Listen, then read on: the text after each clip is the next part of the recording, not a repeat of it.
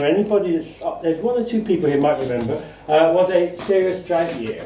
And when I say serious drought year, what I mean is it didn't rain at all from the middle of April right through till about the middle of September, when my daughter was born. Ginny was born on the day it started to rain, and it was quite an event because suddenly we'd had this massive drought and everything dried right out. I was working on a dairy farm. I started on a dairy farm. I needed somewhere to live, so I ended up taking a job on a dairy farm. And my second year there was this horrendous drought, and it was really, really long drought, and it's left an indelible mark on my brain really, which is why we have some really good irrigation systems here in our field, because I would never ever want to go through another drought again. So I spent 4 years on a dairy farm, and then we moved to Cornwall, bought a rubbish bit of land. Knowing what I know now, I would never have bought the same bit of land again. It was very bad, and a very bad part of Cornwall. But it was a great place to do a whole lot of learning. And while I was there, I got involved in soil association and various other aspects of organic production. I was involved with setting the standards for organic farming. And I met Julian Rose at one of these events, because he was also on the council of the soil association. And he said, "Hey, Tolly said that. Got a really nice market garden, a bit of a walled garden. You really like it. Why don't you come and have a look, and maybe you want to take it on?" And I wasn't that interested really, but I thought, well, I'll call in and have a look, you know. So I was up here one day doing something at Elm Farm Research Centre, and I arranged to meet Julian. I came down the hill here, and coming into Hardwick, suddenly it was like walking into a bit of a time warp. You know, that feeling. Suddenly everything changed when you come through the gates. It's got to me, Hardwick's got an island mentality. You know, you kind of step into Hardwick and you leave everything else behind, you know. I had that sense coming down the drive, but when I got here and came to the steel gate, which we still have, and met Julian and kind of leaned over the gate, and I looked in, and there was this completely and totally derelict place. It was like love at first sight, you know. I mean, I got completely seduced by the place because it was derelict, it had history, it was wild. It had potential. Well, the main potential was filling up skips with broken glass and scrap metal, but that, you know, that's another story. So that's how I ended up at Hardwick really, and I kind of fell in love with the place and said, yeah, I'll come and deal with it. But part of the deal was that I wanted to take on a field as well, because the gardens on its own wasn't big enough. So I talked Julian to let me have the field, which is the one we had on the left-hand side, upper nice. And then we've added Lower Beck as a few years after that, because we needed a bit more space. So that's how I got here. Right, Stockfree organic farming, a local way to address global challenges. This sounds quite like I'm going to change the world overnight, but it's not that simple, unfortunately. All the pictures are here, all the pictures are on the fields, and this picture was a few years ago before we built the bed shed. It's one of our pumpkin harvests, and in those days we were only growing sort of a few hundred pumpkins. Now we're up to, I think this year we've done over 2,000, so we've probably gone a bit mad on pumpkins. Right, Stockfree Organic. I mean, we are a Stockfree Organic farm. I just want to explain really what Stockfree Organic is about, because most people have never heard of this. I established this some 17 years ago, and it happened by default. When I came here, I looked around for sources of fertility, and in those days we kind of thought, well, we could get manure from somebody's farm. And it wasn't that simple, because the farm here wasn't going to let me use their manure because they wanted it, obviously. And the only other place that might have been suitable was the stud farm. And I go down there and I talk to people, and I ask, you know, what the horse has been fed on, and what antibiotics and chemicals and stuff they get, pharmaceuticals they get in their feed. And I decided I didn't want to touch this stuff with a barge pole. It sounded really toxic. So we decided to do without any animal manures at all, because it just wasn't available. So it was really more by default than by design. So I built a system which relied primarily on green manures for fertility building, and as a result of that we got into what we now know as the Stockfree Organic Standards, which is a system which is inspected by the Soil Association. It's an additional standard to what we already have. We've been organically certified completely since 1976. We're one of the longest standing organic farms in the UK. And this was established in 2006. This is the symbol of the Stockfree Organic Association, and this is the Soil Association. We display both these symbols on our produce. So the Stockfree Organic Standard is basically ensuring that no animal inputs to the farm, so we don't use any manure from outside the farm. We don't use anything like fish blood and bone, which is sort of slaughter waste. We don't kill or maim any animals intentionally. I'm not pretending we don't run the odd thing over occasionally by mistake in the field, but we don't do it intentionally. No blood sports. When I came here, there was still fox hunting allowed on the estate, much to my horror, and I pressurised the Rose family for many years to give that up, which they did eventually when Miriam came back, and also we managed to get rid of the pheasant shoot as well. No food for livestock produced, so any of our produce which we produce, if we overproduce anything, we're not able to give it away to a livestock farmer in the way that we perhaps would have done previously, and we don't import any animal products. So why Stockfree? I mean, what's the big deal? Well, it uses, in terms of producing food, it uses a lot less land. Most organic producers would be importing manure to their farms, and that manure in most cases comes from non-organic farms. That is allowed. It's one of the few non-organic inputs allowed. And what you would actually be doing if you're bringing manure from someone else, you're actually importing someone else's land. And we refer to that as ghost acres. Now that land could be your neighbour's land, or it could be land 20 miles away, or it could be land the other side of the planet, because a lot of animals are fed on soya and feed which is produced beyond our shores. So you could be importing fertility from another country completely. We kind of feel this is not ethical, and within organic standards, a big move now away from soya. In fact, in many, not just organic, but in other livestock standards, a move away from soya because of the problems of producing soya in parts of the world where primarily it's down to deforestation. So we don't import ghost acres. We do have a small element of ghost acres, and that's seed. Whatever seed we buy in is somebody else's land, and we take account into that. It's very productive. We produce a lot of vegetables on the relatively small area of land. It has a very low carbon footprint. We've done a lot of work, I won't go into details, but we've done a lot of work on our carbon footprint over many years. We don't have to rely on animal culture at all, so we're not dependent on having a livestock farm next door for our fertility. And it avoids the problems of sourcing inputs. I mean, for many growers, the sourcing of fertility is a big problem. They often don't have many places to bring fertility from. So what we've done within the farm is really tried to make the farm a much more self-sufficient unit. It's not dependent on bringing in huge amounts of stuff from outside. And this has been going on for many decades. The farm business was originally established, myself and Lynn.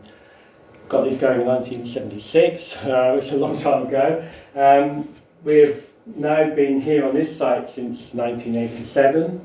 We are a community interest company, which primarily means that we are working for the community. So we like to think we are supporting everybody here at Hardwick in terms of local community. We employ more people than anybody else on the estate at the moment. And all those people are fed and clothed and paid from the produce of our land.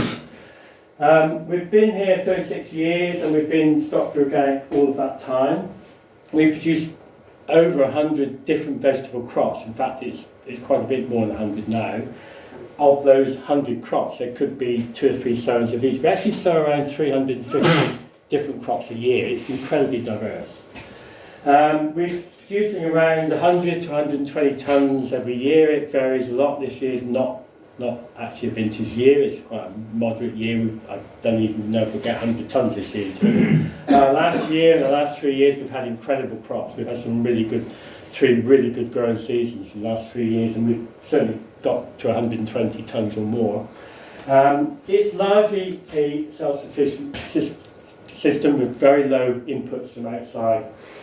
All of our sales virtually are within 80% of what we sell is, I think, within a 7-mile radius, and the other 20% goes to Oxford, which is sort of a 20-mile radius away. So we're very much focused on local sales.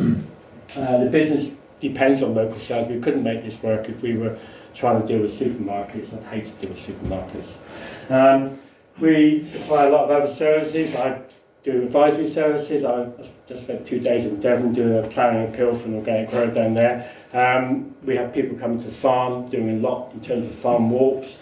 We have educational seminars. We do a lot in terms of education and dissemination of what we do here. There's a lot of interest in what we do. We are continually being asked to give information, advice. Filming is something which now happens almost weekly. I was with the film crew this morning. It's a very regular thing. We are very much looked at by other people in terms of what we do, in terms of the interest that we've developed in terms of the way we farm with biodiversity, and the way we farm about livestock has become a big interest point for a lot of filmmakers.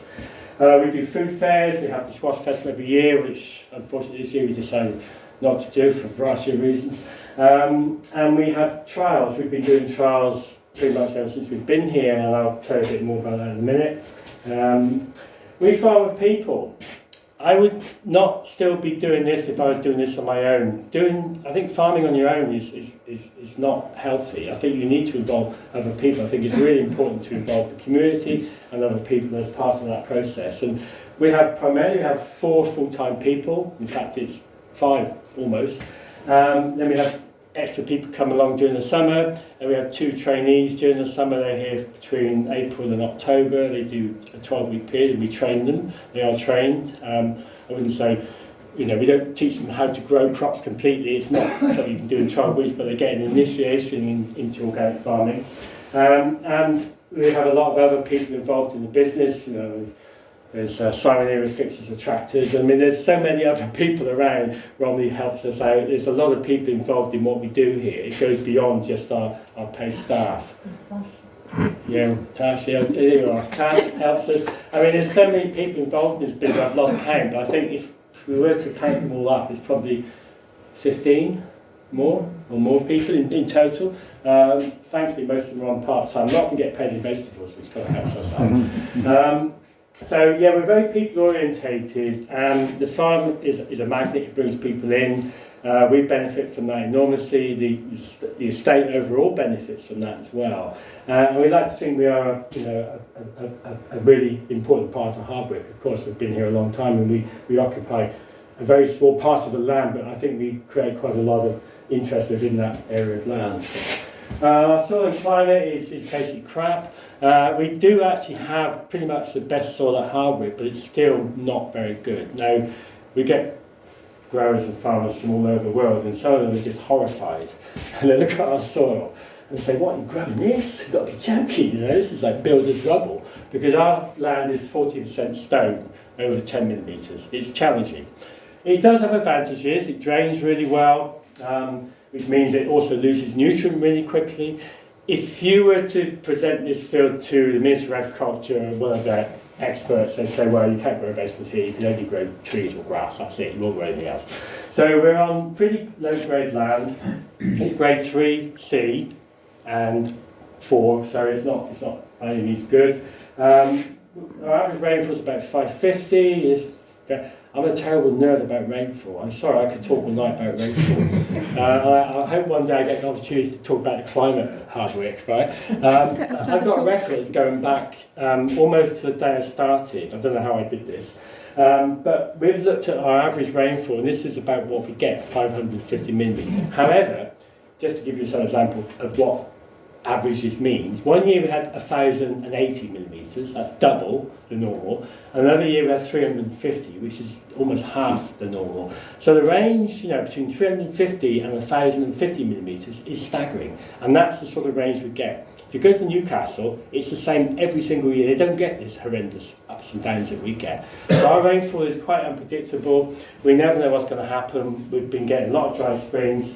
Everybody's talking about climate change and global warming, of course, and there is definitely there is a noticeable difference since I've been here in terms of weather. It could just be the weather, it may not be global climate change. I think it probably is, but you never know. It's a maritime climate, it's variable, and it is extreme. We do get these horrendous extreme conditions, which do challenge us in the growing sense. It is a challenge to deal with such weather. The marketing, the essence of everything we do, we would not survive as a business if we didn't sell as much as possible locally. So the bot scheme, which used to take 100% everything, used to go in the bot scheme. Years ago we were doing 400 boxes a week, which was fantastic. It was like manna from heaven. But that was in the heydays of the early noughties, as they call it. Yeah, the early noughties. Now we're down to about 65%. The farm shop is gradually creeping up. The farm shop kind of goes up and down depending on all sorts of factors, but COVID went up and then it dropped terribly after COVID. All our sales dropped badly during the summer because people are away, so we've had to gear our production really to try and cope with people being away at the time of year when theoretically we can produce the most food. This is quite a difficult scenario to deal with, and we have managed to deal with that mostly without having too many gluts. We do sell a little bit to local shops. It's not very much, it's quite a small amount. We're not terribly keen to deal with local shops, they're a bit of a nuisance, but we do it on principle really, rather than for any economic reason. So Tolly, sorry to interrupt. How many boxes do you do? Box now, so it was 400 in the heyday. Yeah, we're about 100 a week now on average. We have about 180 or nearly 200 customers, but they're a bit annoying, our customers, because most of them only order every other week. I mean, we reckon we put too much in the boxes. And, you know, people just don't eat very much vegetables, unfortunately. So the numbers are down. This is a veg shed, and this kind of changed our business quite a lot, actually. We've been struggling for some years as the box scheme numbers dropped. Everybody's box scheme dropped after the mid-noughties due to the bank crisis. All the small growers I knew really struggled, and lot went out of business. And we struggled for many years trying to keep this business solvent. And then, you know, Lynn had the idea of creating a shop, and we started in a very small way with, if you remember, the one with straw bales, which was full of rats. I wonder how many people got in there at any point and got scared when there's sort of rats running around. But anyway, it kind of worked. It worked quite well, and the idea was to build a much grander shop. So this is what we did. It's Lynn's Veg Shed, and Lynn died the day we raised the money for this. So it's kind of, that's why it's called Lynn's Veg Shed. So it's been a great asset, and I think in terms of the community, it's a hub, it's a magnet to the community. Now we've also got Dave and Zoe doing coffee there, which has really brought another dimension to the place. It's fantastic. I mean, last weekend you got a half a Harbour was there. You know, it's great. You know, to have that place, and Harbour has always lacked that kind of place to hang out on a casual basis, and I think this is it. And Lynn kind of always aspired to something of that type, so it's really nice that has happened. This picture was taken a few years ago. I think I probably only not long finished building it. That was our pumpkin crop from then. The fields, it looks great from up the top of the hill. You know, James, I go up the top there and look down, it's so tidy, there's no weeds, you know, it's really nice. This was taken a few years ago. We've got the two fields here. This is Lower Beck, this is Upper Knights. It's kind of weird that the lower field is called Upper and the upper field is called Lower, but you know, that's how it works. Lower Beck we've divided up into agroforestry strips. I decided we needed to add a new dimension to the farm, so just for the head of it we planted trees there. It's been kind of a mixed blessing in different ways. Sometimes I feel it works, and sometimes I feel it doesn't. I'll tell you more about that later. At the time we took this picture, over half of this field was in green manure crops, so we have a lot of green manure. I'll tell you more about that in a minute, but a third of the farm is always growing a green manure crop. We're not cropping 100% of the farm at all. So in total this is 17 acres. We've got the river here. Very occasionally the river comes up through James's field and gets to our hedge here. I planted this hedge when I first came here. It now looks very much like, you know, a very old part of the landscape, which is what I wanted to create. The rivers are kind of a threat at a distance. You know, I love the river, but every now and again it gets a bit too close. It's been within an inch of this floor 3 times. We've had the whole of the bottom of the garden flooded, and that happened in June one year, which is a really bad time to get flooded. We had crops, we lost a lot of crops. So the river's always kind of there, you know. And going back geologically speaking, the river came up to this point at one time. The whole of the valley was flooded. When the Thames was connected to the Rhine, very few people realised that the Thames was a tributary of the Rhine, and that was only 7,500 years ago. You know, which is, you can kind of picture 7,500 years. When they start talking about 20 billion, you can't imagine that. No, 7,500, you can get an idea. There was people here. People lived around here at that point, you know. So this was originally connected to the mainland of Europe, and the river flowed all the way into the Rhine. So it's a really nice site. We're really lucky to be surrounded by very nice, picturesque and biodiverse environments. So we grow a whole range of crops in the field. This is just a few of them. Potatoes are still, they are our staple, one of our staple crops. We produce around 25 tonne a year, and we can usually sell all that without too much trouble. It is our biggest selling vegetable. You know, despite the fact that everybody thinks they're not eating many potatoes, we are the largest consumer of potatoes of any nation anywhere in the world. The English, even more so than the Irish. It's crazy. A lot of it's chips, right, and crisps, but we still consume vast amounts of potato. So a really popular crop, a really easy crop to grow. There's almost no labour involved. Brassicas, range of brassicas, we grow over 30 different types of brassica. Onions, then it's not the best soil for onions, but it works okay. Squash has become a major crop. When we first came here, we grew like 50 plants and every year, and we really struggled to sell them. In fact, I think we gave a lot away, actually. I don't ever remember selling many of them. They were really, no one knew about squash. But gradually people got into the hang of squash, and the supermarket gave us a bit of a favour because they started to stock them, and that made people think about it. We now grow around 5,000 or 6,000 of these every year. We're in the process of harvesting them now. It's a very reliable crop. It's never failed. We've had some poor years, but it's never failed to produce a reasonable crop. Leeks, great crop because we can harvest them right through the winter. They go right up until May, even June some years. So most of the field cropping tends to be kind of winter vegetables, early spring, and these are the areas which we can farm most efficiently in terms of labour. It doesn't take much labour to do this. A lot of it's semi-mechanised, whereas the garden takes up a lot more labour. Here's potatoes into a trailer. That's just about 3 tonnes of potatoes there. This is one of our better onion crops. I mean, this year we've only got about a third of that. This was last year, the year before, when we harvested over 8 tonnes of onions from just over half an acre. It's an exceptional yield. It's the best we've ever had. This year we've only got a third of that. So, you know, there's big differences between different years, and because we grow so many crops, something always does well and something always does badly, and that's how it works, and each helps to support the other. The field, the squash, this was a few years ago, so you'll see a lot of flowers here. Oh, by the way, we had a soil association event here a week or 2 back, and I left a whole lot of Phacelia seed. So if you want any Phacelia seed, just pass them round. This is Phacelia in the foreground, really pretty. I think it's just wildflower. No, I think it's Phacelia. Well, anyway, pass it round so anybody wants them. So we grow our squash within a living green manure. In fact, many of our crops are grown within a living green manure. We actually establish the green manure once the crop is in the ground, and this is an example of that. And this green manure will then stay for the following 2 years. Agroforestry, this is when we started. This is how it looked 8 years ago. It looked quite pathetic, actually. It looked like lots of plastic tubes just planted in the ground, and that's pretty much what it was. But we got a really good deal with the Woodland Trust.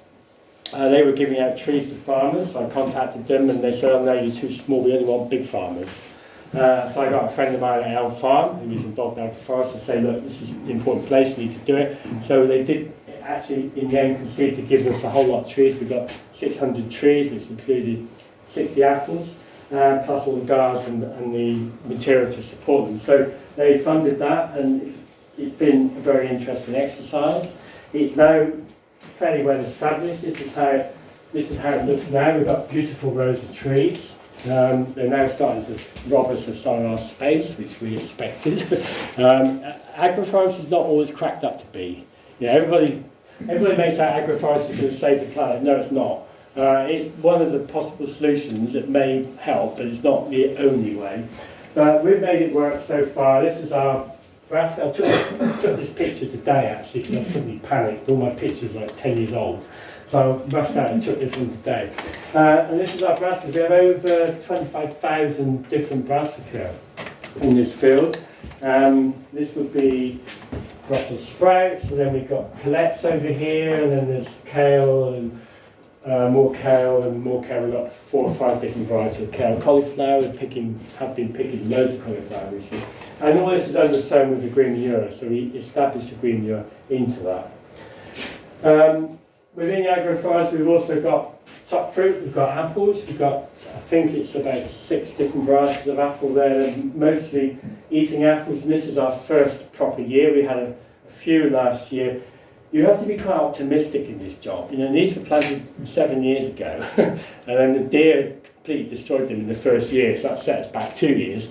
So it's been quite a long process to get to a point where we've actually got a crop. Now we have to pick it, and that sounds easy enough, but it's not that straightforward. I mean, you know, we have different varieties that come at different times. We can't just go and pick the whole lot in one go. So it is quite complicated. It is very diverse. It's meant to be. The wall garden is the bit everybody loves because it's kind of compact, and again it's that island mentality. You feel safe, you're surrounded, like going into the womb, you've got a perimeter there, you're kind of safe, you can hide from the world in the wall garden. It's fantastic, you know. We don't know a huge amount about the history of the wall garden other than the wall was built around just after the Civil War. There's no recorded history, we're kind of just making up as we go along really.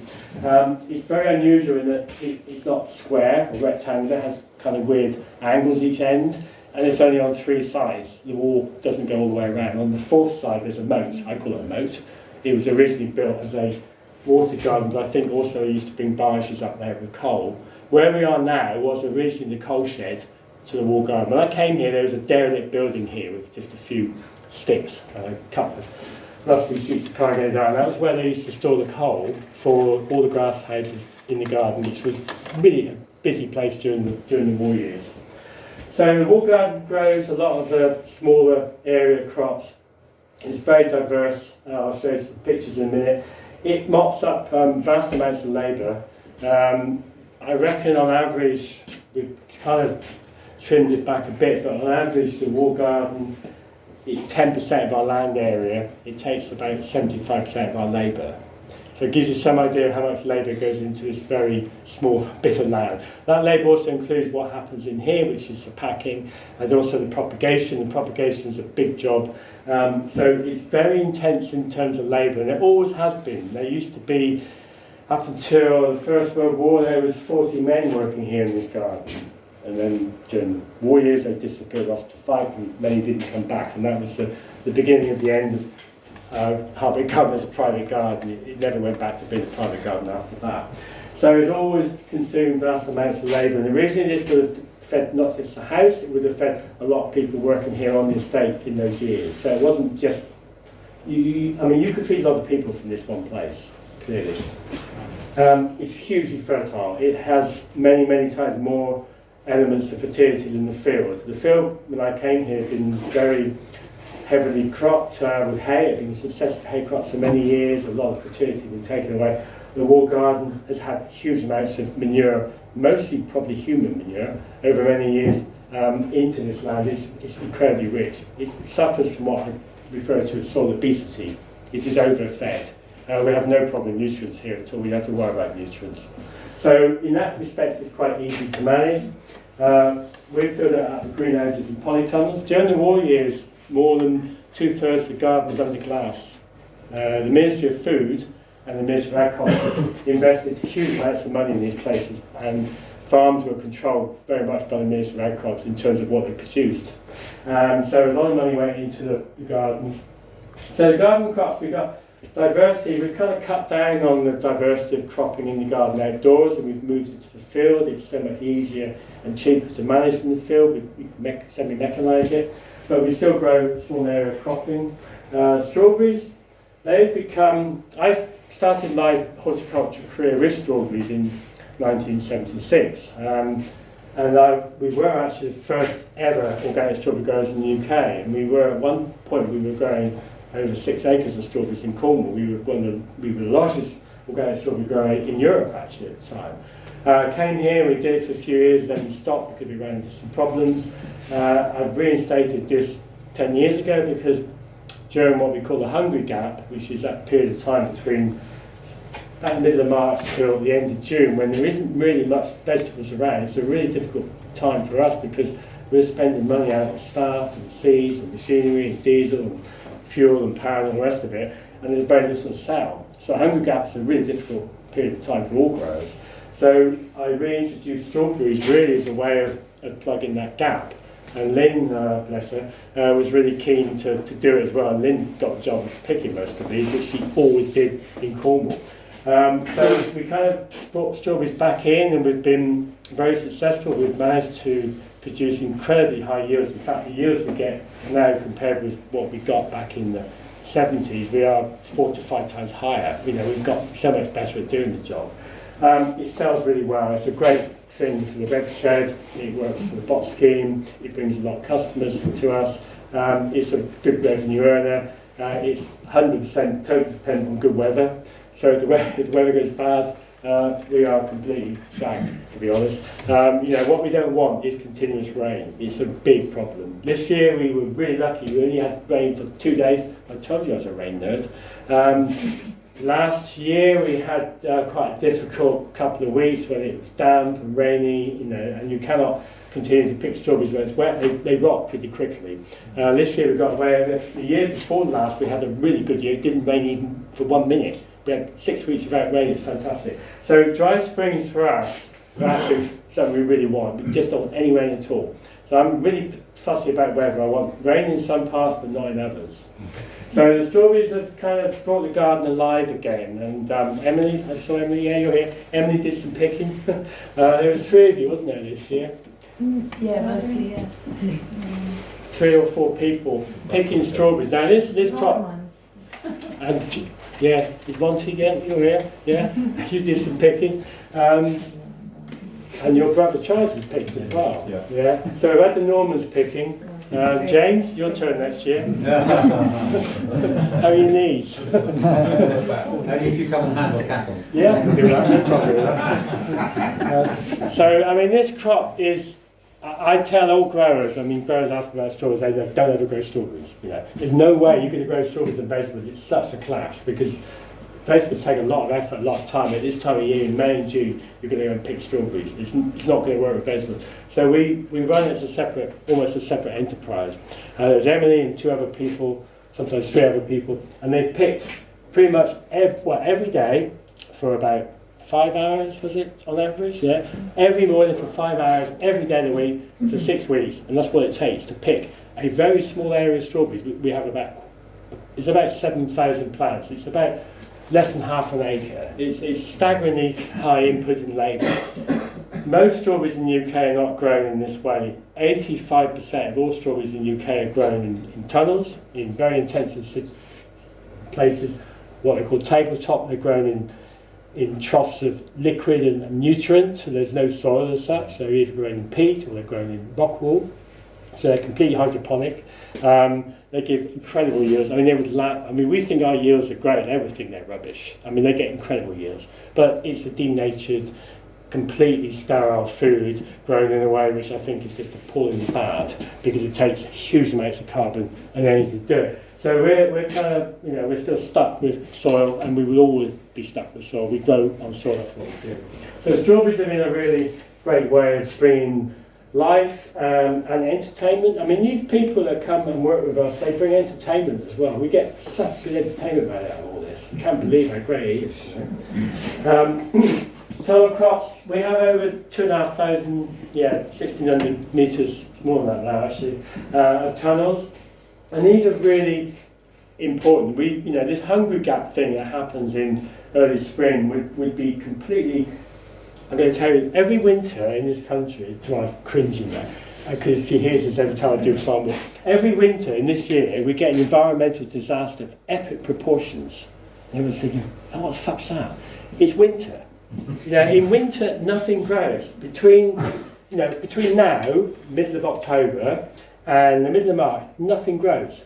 So you put a seed in the ground, it doesn't grow, it rots. So you have almost 6 months of the year when nothing grows. This is a big problem if you're trying to feed people. So, our winter cropping in the field covers some of that, but the tunnels have opened up a new area for horticulture in the UK. We didn't have this luxury 50 years ago. In terms of being able to grow crops as it season, this really helps a lot to keep us going. It helps keep interest with our customers. We can grow stuff all year round. And from within these tunnels, we would on average produce almost 3 separate crops a year. It's very intense. There's 1 crop in, 1 crop out. It takes a lot of management, a lot of skill, a lot of hard work to do this, but it can be incredibly productive. So here we've got tomatoes, and these are, you can see the huge amount of red there. They're usually produced really well. Underneath the tomatoes, we have green manure growing. This is feeding the soil, keeping the biodiversity up. Down here we've got fennel, here we've got carrots, here we've got sallies. So it's a range of different crops in tunnels. It's very diverse. This is in fact not the whole range of crops. We grow other things, but this is mostly what we grow in tunnels. So there's about 15 or 20 different vegetables alone just in the tunnels. So it's very diverse cropping. Some things we've kind of moved out to the field. The French beans we only grow occasionally in tunnels. I mean, some crops do better than others, and some of these crops we know probably don't make any money, but we tend to ignore that fact because it's important. We're looking at the whole rather than individual cropping. If we looked at individual cropping, we'd give up quite a few of these things, but because we're looking at the whole picture, it's much more important. Propagation, really important. The whole system is driven by propagation. Lynn did this pretty much her whole life, and then Romney, very lucky for us, took this over a few years ago after Lynn died. And it's a really essential part of the whole system. Without the plants, we wouldn't get the crops. So we're growing around, we've dropped the numbers a bit actually, but we were growing around 70,000 modules, that's in little plugs, and around 80,000 peg plants. A peg plant is a plant grown in bare soil, in the field or in the garden. So it's very intense, and this old greenhouse, which we call number 5, because it has a number 5 on the door, is from about 1900. It's very old. I guess it's probably the oldest working building in Hardwick, apart from maybe the Stud Farm barn. So yes, it's one of the oldest working buildings. I think it went up about the same time as the tennis court. And in that tiny space, there is the potential to produce a lot of plants for planting out. We would not be able to run the farm without this facility. We have a kind of overspill from that now. We've built another space for plant raising as well. And this is just one section of that greenhouse. So this is in full use from the middle of February right through till now. In fact, there's still stuff in there now. So it's only kind of empty really, sort of 2 months, 3 months of the year, and then it all starts again in February. This is the kind of hub of the whole farm. And I kind of like to think of it as being the mother of the farm. This is where the babies get born. Not all of them, but some of them, and it's a fantastic plant. I mean, the kind of the feel as you go in there, the smell and the kind of the vibe is very powerful. It really is, and it is the place that a lot of people gravitate towards. Food fairs we do. We've introduced food fairs primarily to get people onto the farm, to bring people here, to educate people, to engage people with the farm, but also because it is a source of revenue. We've been really lucky with our fairs. It's never rained ever. I mean, I don't know how we got away with this. We've had some really close shaves. I mean, the last squash festival, it rained. But it always rains up till 10 o'clock in the morning for some reason. And so I lie in bed worrying about, because we hear the rain on the roof thinking, oh my God, what have we done? Why are we still doing this? But yeah, we had going on for, I think it was over 1,500 people last year, which is quite a lot of people to manage in terms of toilets, parking. The parking's a big nightmare. We also do a strawberry fair. That's quite a useful event. We've done other events. And my dear wife Tamara's always been in charge of running these events. I just look after the car park. I get the easy part of the job. We've done a lot of trials and surveys going right back to the year I came in 1870. We started. We've always been linked to the Organic Research Centre, which used to be called Elm Farm Research Centre, and we've had no end of stuff done. And latterly, it's been a bit more focused to where we want to be. But this was up to 2020. The last couple of years we haven't done much because once we left the EU, all the funding for trials, for horticultural trials in organic systems, more or less evaporated, which is a real shame because we had a really good. We never made much money out of trials, but it was a source of income and it would keep us kind of busy for some part of the year. So it's a real shame we've lost that funding. We still have a couple of trials going, but nothing like we used to. We've looked at the agroforestry. There's been an ongoing 7-year data collection. We have amassed absolutely shed loads of data on this farm from many sources going back over 3 decades. I've got a computer full of the stuff if anyone would like to come and sort it out one day. I don't even know what to do with solar. I don't understand all of it even, it's quite complex, but we have got a huge amount of data looking mostly at, not exclusively, but very much biodiversity. The latter few years has been very much concentrated on biodiversity. And the agroforestry helped that process. The agroforestry has made us attractive to researchers looking at biodiversity in organic systems. So if the agroforestry has been useful, it's been useful for that purpose. And we had a bunch of Lepidopterus here a few weeks ago. Did they come to you? No. Ah, they did last time, didn't they? Yeah. I did say to contact you. They didn't? Okay. No. Yeah, a bunch of Lepidopterus are people who study moths, and these are macro Lepidopterus as opposed to micro Lepidopterus. The micro ones do 3 mm or less, so very specific. They came here 4 years ago and they spent a whole night. They get the lamp set up and they count moths. They do butterflies, that's another department apparently, just moths. And they see what there is, and they were incredibly impressed with what they found here. They weren't, because when the guy spoke to me first, he said, we never find very much on farms. I said, well, we're organic. Oh, well, we didn't find much on organic. We don't think organic farms are much better either. He was completely blown away what they found here. They found, I think it's 189 species, of which 4 were rare, one of which was incredibly rare. That was 3 years ago. So they came back a couple of weeks ago. It wasn't quite such a good catch. They got 122 species. Don't know how I remember all this. And of which one was in fact one had never been found before. It's called a spinach black. Very, very rare. And the reason for this is because of the biodiversity we have in the fields. We have a very diverse amount of biodiversity. It's right across the field. And I'm going to show you in a minute how we managed to make biodiversity not just a bolt-on extra to the farm, but integral to the whole way the farm operates. And this is an important fact of what we do. The biodiversity runs the farm.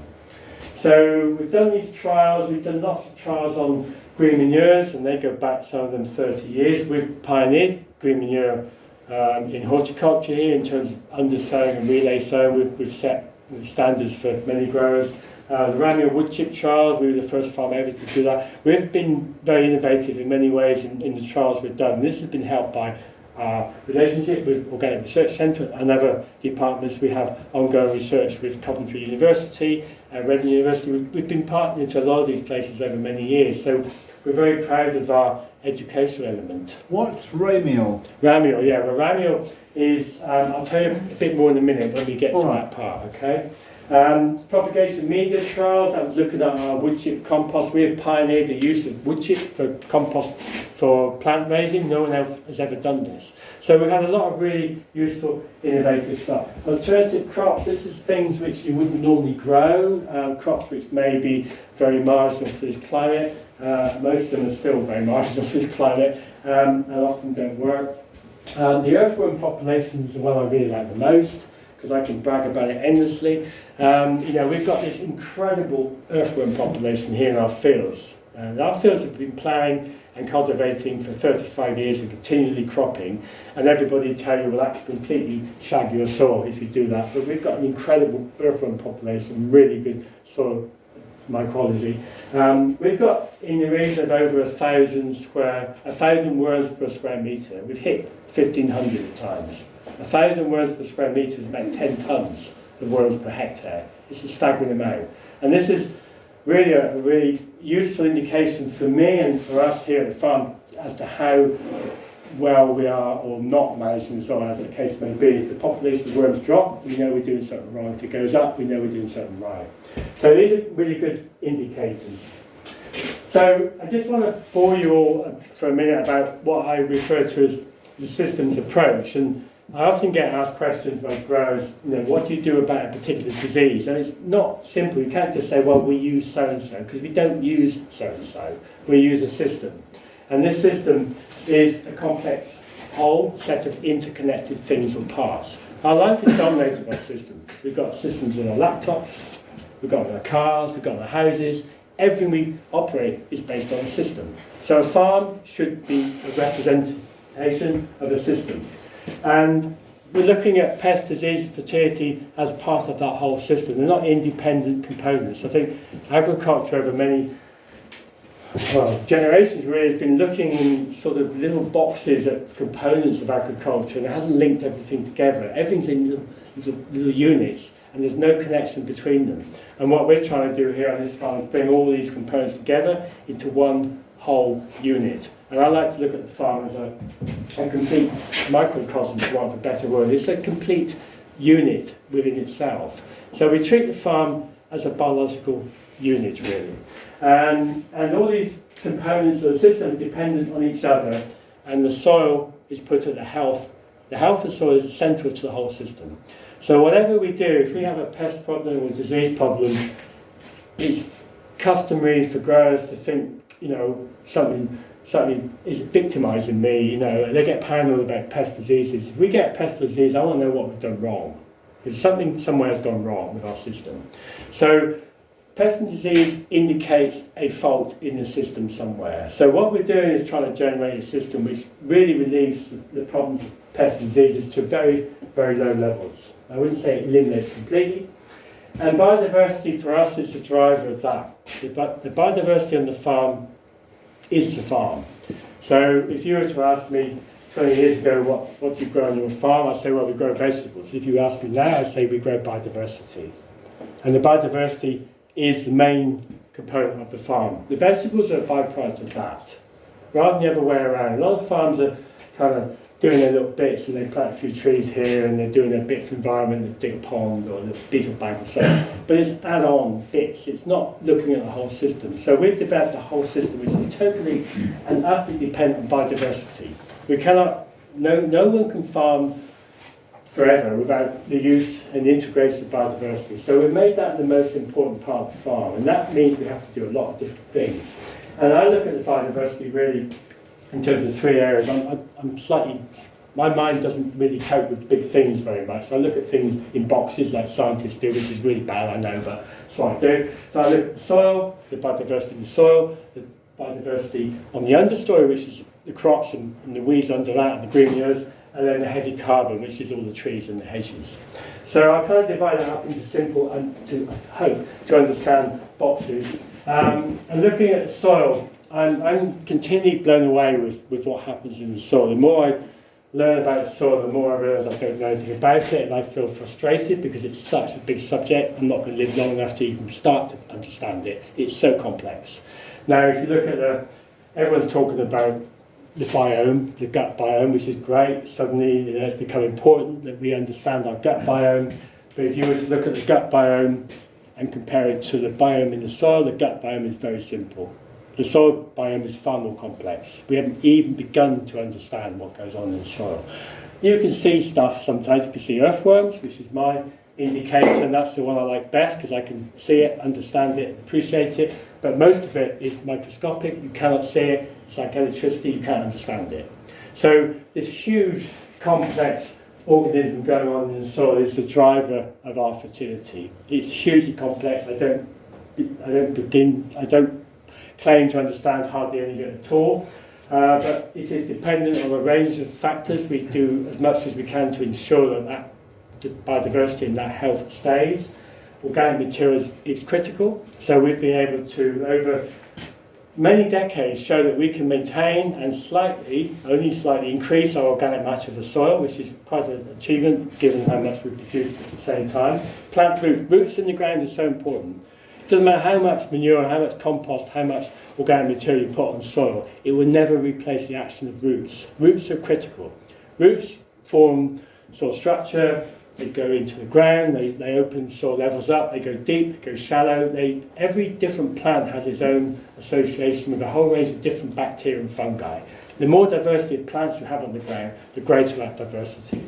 So it gets more and more complicated, but getting more and more enthusiastic about the whole thing. We encourage this by various ways. So we have a very diverse rotation. We have a 7-year rotation in the field. There's 7 different family crops with green manures. At very relevant points, so we're building fertility. What we've got here is a nice bit of green manure. Here we've got a big worm cast, which is a big lump of worm poo basically. And our soils during the winter will generate up to around 5 millimetres of pure worm cast across the whole area. It's incredible amount. This is 10 tonnes of worms, what they do. during the winter. It's quite incredible. The earthworm is, I keep banging on about earthworms. If you want to know more about earthworms, and the only thing to do is to read Charles Darwin's book, because it's still the definitive work on earthworms. And it's got a really uncool title. It's called The Formation of the Vegetable Mould. Mould is the old word for soil, M-O-L-D, through the action of the earthworm. And he really looked at earthworms in a very intense way. I mean, he must have spent hours. I think he went to bed with them or something, because he really got into earthworms. You know, I mean, I'm not half as nerdy as he was about earthworms, but he learned a lot about earthworms, and they are the most incredible creature. They really are. You know? So I put a lot of I have a lot of faith in earthworms, you know. So all the things we do are really about increasing this earthworm population, because I know if we get that right, everything else more or less falls into place. Retention and increase of carbon. Retention of carbon is an absolute minimum. We have to maintain at least the carbon we had. We were relatively lucky that we inherited about 4% organic matter, which is about 3% carbon. It wasn't deficient. It hadn't been completely annihilated through previous generations. Some parts of the UK have very little carbon in the soil left, and it takes a long time to rebuild that. So the carbon is an important factor. So we are primarily using green manure to do this process. We are growing green manure crops. So fertility is coming from within. Most of our fertility is from within the farm. We don't bring anything hardly at all from outside. Some wood chip, I'll tell you a bit later. Feeding the soil with green manure gives not just the option to build fertility, it also gives you the option to build biodiversity, because you get insect life, because we allow these green manures to flower and to flourish. That brings insects in. And because all these different types of plant, these different species have their own association of bacteria and fungi, which are really specific to just that one plant. They only inhabit that one species of plant. So that increases the biological function of the soil. This helps to recycle nutrients. We are recycling all off-farm losses. We're trying to close the system as much as possible. So most of what we do on the farm is from within the farm.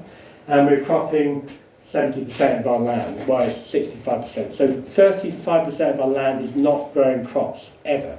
It rotates around the farm. So we're moving this green manure around the farm in order to increase the biological function and the biodiversity of the soil, and to maintain the carbon. And then we're always looking at trying to make sure that the earthworms are happy. This is just a very few of the green manures we grow. I mean, we have two kind of areas. We have a main fertility building crop, and this one will be in the ground for 2.5, almost 3 years. It's a long-term one, and these materials would be much shorter term. We're going to use them usually sort of over winter. I won't go into too much detail because it gets a bit complicated, but when we process this green manure, we leave it on the ground. We take nothing away. If we took it away, we're losing fertility. These plants are really deep rooting. We've got some chicory and lucerne, which will put roots down 2 or 3 metres within a year of sowing. And this really deep rooting, what it does, it brings nutrients up from lower down, but it also creates channels for water to move down. It creates channels for earthworms to move down. And when we finally destroy that crop, which we do, that root stays there, it rots, it turns into carbon, and it produces a beautiful place for worms to move up and down. And it's putting carbon really deep. We're leaving carbon down over 1 metre deep by this process. So green manures are really important in terms of building carbon, but also building biodiversity. This is where we've got, I've shown you this picture already, we've got tomatoes with green manure underneath. At the moment we've got tomatoes with Persian clover, which smells fantastic. I mean, some of these things are worth growing just for the smell. They are beautiful. And the flowers, the flowers attract a huge range of insects. I mean, we haven't even begun to name half of them. So it's improving the pest-predator balance. And the pest-predator balance for us is about having pests. We're quite happy to have pests, because if we have pests, we have predators. And the predators will control the pests. If we annihilated the pests completely, the predators would go and the pests would come back with no competition for predators. So even so-called organic biological controls will completely eliminate a pest, which then leaves the pest open to coming back because there's no biological, natural biological control. So maintaining pest predator balance is critical to our system. So again, it's that system of natural improvement. So we're improving soil fauna and fertility. It controls some weeds. Green manures are really good at controlling weed species. It gives continuous protection of the soil. Most nutrients from farms. I was in Devon. I've been in Devon the last few days doing some work on farms, and driving down the roads in Devon at the moment, they're all red with soil, and that soil is coming from maize, which has just been harvested last week, and there's soil everywhere. The drains are blocked with soil. No wonder there's flooding everywhere. Everything's blocked with soil. All this soil's coming off the field because the fields are bare. They've harvested maize. There's nothing left but this much, a stalk, a bit of root which is going to die, and nothing in between. It's complete on slopes like this. It's a nightmare. It's so simple to prevent that by just having a green manure cover crop. So we're really protecting soil, keeping nutrients in, protecting it from the weather, allowing nature to flourish, and allowing insects and beetles and all the things that help us in our predation of pests. This is what our green manure looks like in the spring. So the long-term green manure, which is in for 2.5 years, looks like this. I mean, it's like a picture book. It doesn't always look this good. I mean, it does vary a bit from year to year. I mean, what's happened the last few years, which really is worrying because it is about climate change, is it's looking like this in the autumn because this stuff's flowering early because it's been really warm right up until quite late. And then it doesn't set seed because the frost comes and kills it. That's a critical factor. It kills the seed late in the year, so it doesn't set seed following year. What we were doing was growing all this stuff with all these wonderful flowers, allowing them to seed. The seed would drop down, increasing our weed seed bank. Weed seed bank is every grower's nightmare. You know, I know growers who lie awake and have coronary attacks over weed seed banks, because if you take a bucket full of soil, in a healthy situation, there will be possibly 10,000 weed seeds in that bucket of soil. They don't all grow at the same time. You know, nature's smart. It programs them to come in, but they will keep coming. Every time you disturb soil, they will grow. It's an essential part of the whole system that's there. If you annihilate that weed seed bank, you've basically left your soil completely unprotected from the weather. So we are increasing our weed seed bank. We had a weed seed bank. It was like five species of weed. We've increased that to far greater numbers of species because I feel that increased number of species is really important in terms of biodiversity. So I'm one of the few growers crazy enough to be adding weeds to our field in packets of seed, like the ones we just hand out to you. I mean, we use a kilogram of wildflower seed every year on a hectare, and a kilogram of wildflower seed is about 1 million seed. They don't all grow, but some of them do. So the idea is to increase the diversity of our seed bank, and that helps with the whole system in terms of biological control of pests and diseases. In the garden, we've got green manures, so we're using what we call relay green manures, and relay green manures are where we're sowing a green manure into an existing crop. It means you can have the crop, harvest it, but establish a green manure at the same time. If we were to wait until the crop was finished, which in many cases wouldn't be until now, it's too late to get green manure in. You won't survive this late in the year. So we do it early. It doesn't detract from the crop. It may on some occasions make some deficiency in possible yield, but it's not about, we're not feeding this crop is courgettes, we're not feeding this crop, we're feeding the one that comes next year. So we're feeding the soil. We never feed crops, we never feed plants or crops, we only feed soil. So we're feeding the soil for the following crops. The understory biodiversity, this is the green manures in the field, and this is where we're growing squash. We undersow this green manure, we've just done it in early July this year, we have 3,500 squash plants. It was sown into squash plants by a hand working machine, allowed to grow. We've just harvested the squash, so our field's looking like this, with lots of squash. No bare soil, it's fully covered with green manure. We've got 25 different species of plant in here. There's a mixture of legumes, grasses and wildflowers. It's incredibly diverse. It's already doing the job it's supposed to do. This is at a point in the rotation when we've had 5 previous crops and vegetables. We've taken a lot out. We've done lots of tillage, we've been ploughing shallow, we've been running around with tractors, we've been walking on it, we've been harvesting. There's been a lot of action, a lot of activity, a lot of potential damage to the soil. This is the point where we put all that damage right. I'm not saying all that damage is not that great, but there is damage. So we acknowledge at times we damage our soil, we put it right. And we put it right with this, plant roots in the ground.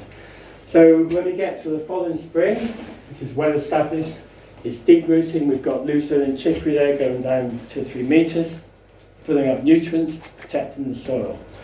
If we were to do this, by the time we harvest the squash, the squash plants disappear, they dissolve in the first frost. There'd be nothing there, it is bare soil. All the nutrients will run off, the soil will get capped, the structure will get lost. The earthworms hate that situation. Earthworms need feeding. They're like us, they need food, shelter and protection. So we feed the worms through this.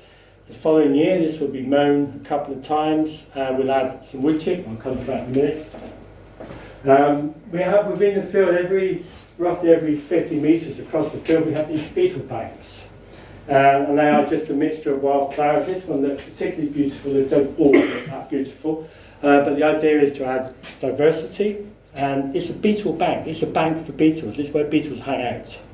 And these beetles, and we've done lots of data collection, not me, but there's been lots of data collection with how far do these beetles move across the field. Because when we destroy this green manure crop, which we have to do every now and again, we are leaving this soil bare and unprotected for a period of time to get a crop in. We've also destroyed a lot of the biological function of that site. A lot of beetles have been moved off. They come into here, and as soon as we get a crop established, they can move out again. So we're creating places for insects to move into and move out from. And we know from research done here that these beetles move about 30 to 40 metres from the beetle bank. They don't go beyond that. I don't know why, but they move into the crop from that. So it's a place of refuge for beetles, not just beetles, but there's a whole range of other parasitic wasps are really important. We have dozens of different parasitic wasps, and they live in these places. So creating this habitat, I'm running out of time, am I? Is really important. Right, this is a short-term refuge which we allow within the green manure. We don't mow all of it all the time, we keep it mowed in succession. And this is just a picture of some of our flowers in our understory. Weeds are really important. I've managed to find over many years great excuses for things like weeds. You know, I mean, every grower's nightmare is weeds. I've just found really positive things about weeds, and they're really useful. We do keep crops clean up to a point, but once a crop is established, we're quite happy to let weeds grow, because weeds contain things like this, loads of insects, and they contain biological diversity, which is so important. So we have a positive attitude to weeds. Field boundaries, we have a 2 metre strip all the way around our fields, and we have over a mile of hedges in our 2 fields, our 2 Tolly fields, and we allow that to grow. It flowers, we manage it in a way that encourages flowers. Hedges are really important. This is the heavy carbon bit where we start to get into wood technology.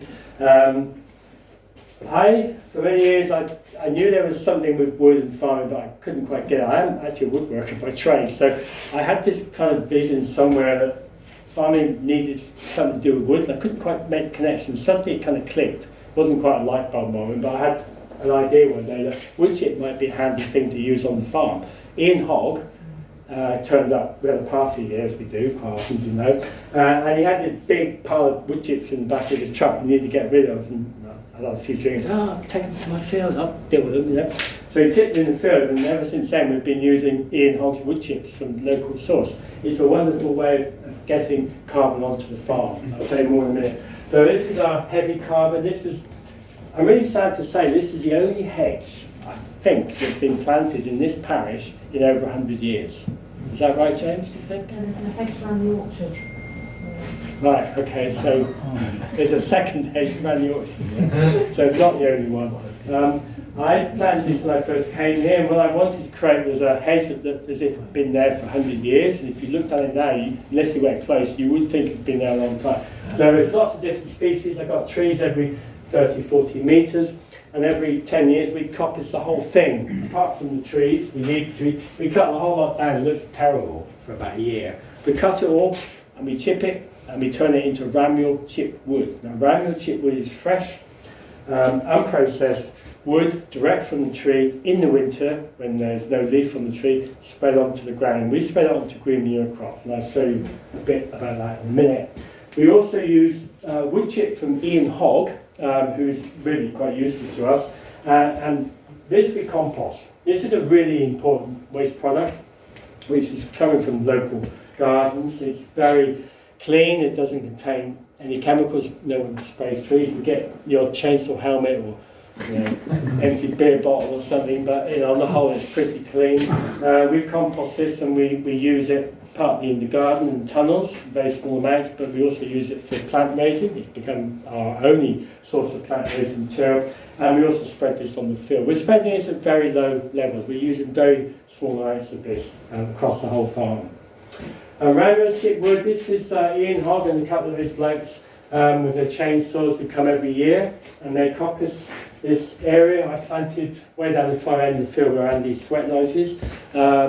Willow, 21 years ago I think I planted it. The idea in those days was for firewood, because we all got wood burners, and it does burn very well, but then it started producing more like a burn. So suddenly the opportunity of chipping this and using it on the field became a reality. So every year we chip it and it goes in a muck spreader, and I spread it onto our green manure crops. And that brings in a completely new dimension to the farm. What it brings into the farm, it brings in fungi we didn't have before. It's fungi which we'd normally associate with woodland environments. Mycorrhiza is now common in our fields, and a whole range of fungi we never had before. We had a DNA survey done last year of our fields, and I still don't understand what it came up with, but it's a massive amount of information about different fungi and bacteria. So we know there's a lot going on.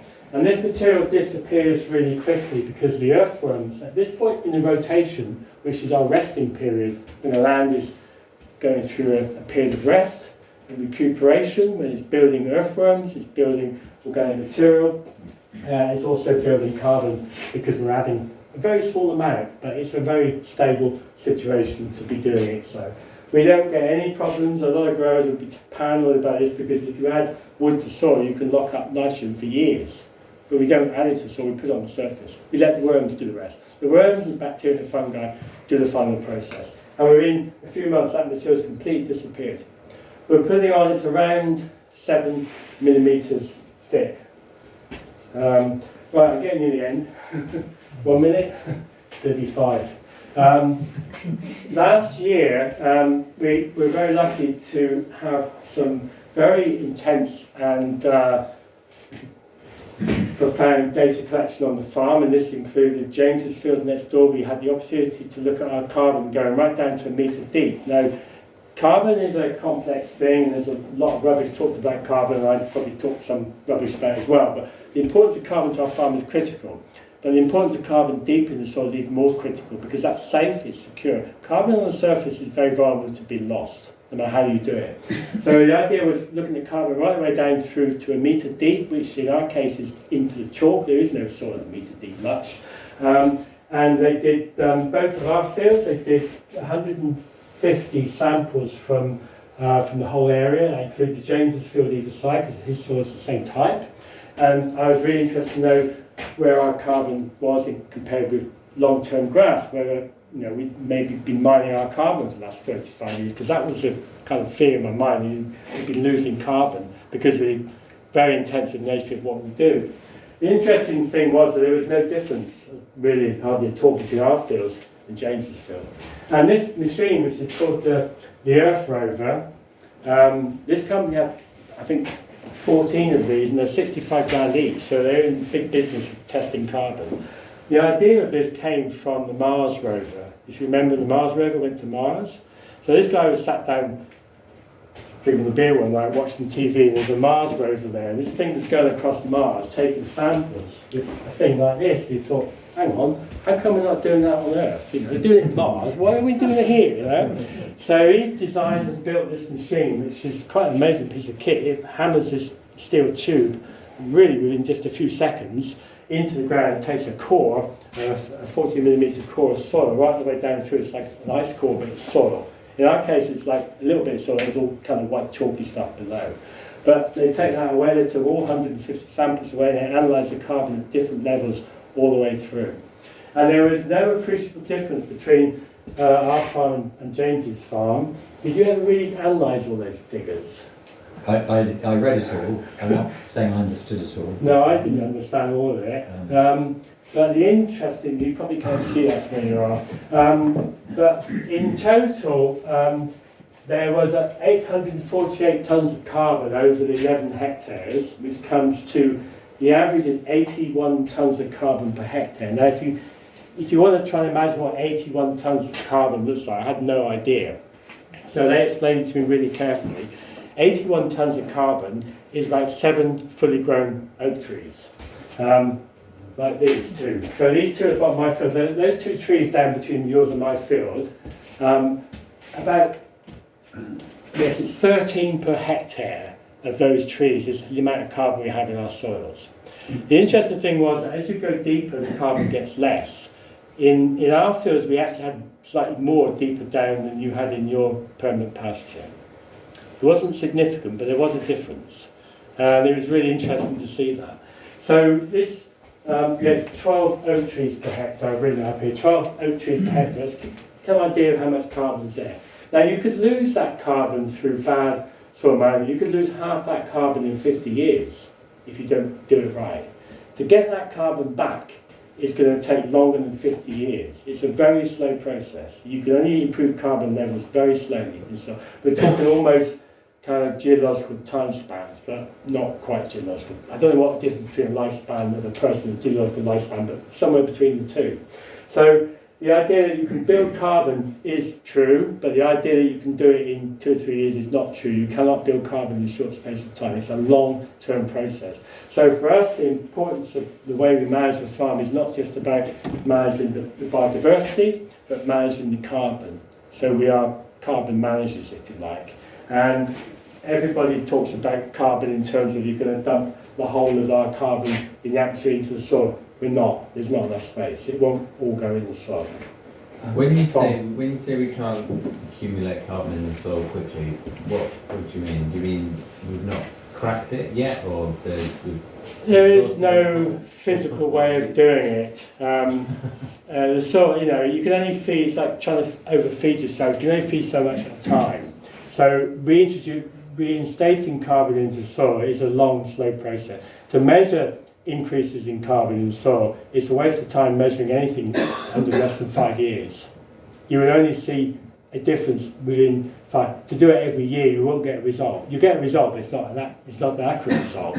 So the time span in terms of measuring carbon in soils is really around 10-year periods. So every 10 years you could measure your carbon and see a change, but we're talking 10-year periods. Now, there's a lot of talk in agriculture about paying farmers for carbon sequestration and carbon management. There is still no accurate way of measuring those increases, other than over quite long periods of time. No farmer is going to be interested if you say, well, okay, you have to wait 10 years before we start paying you because we need to see what your carbon levels are. So in that sense, that isn't going to work. So with the present knowledge and the present mechanisms for measuring carbon, this is not a goer. This idea of dumping all the carbon, measuring it and paying farmers for it isn't going to work. It's a dream. It's like a complete fantasy world, You can increase organic matter very rapidly, but it disappears again very rapidly. Organic matter is not long-term, it's not stable. You need the carbon. And it needs to be in the soil, it needs to be quite deep to be safe. So this idea of rapidly increasing carbon levels in soil is not going to happen. The best way of increasing carbon is through trees, but even that is very slow. It takes many decades to start getting a positive response of carbon in trees. No matter how many trees you plant, it's still going to take a long time before they actually start producing carbon, sequestering carbon. So there's a lot of complicated science around this, and I'm not a scientist, I don't understand. The last picture is this, the kite. You all know this bird. I mean, for me, when I came here, this was one of the great things that excited me about Harbour, because as a child I was fascinated by birds. And I used to go and watch birds. And we never, where I lived, I was born in the town, so we didn't have things like birds of prey. But if I ever saw kestrel, it's like, oh, the ultimate, you know. I came here and the place is full of red kites, buzzards, goshawks and owls. It's a wonderful environment. So this, for me, this is almost the top of the food chain in our field, because they're living very much on worms. And when I'm out on the tractor ploughing, as I am in the spring, these kites turn up, sometimes 40 of them. You know, it's an incredible show. It really is. It's an incredible show of biodiversity in action, because they are feeding on what we produce within our soil. Okay, that's the talk.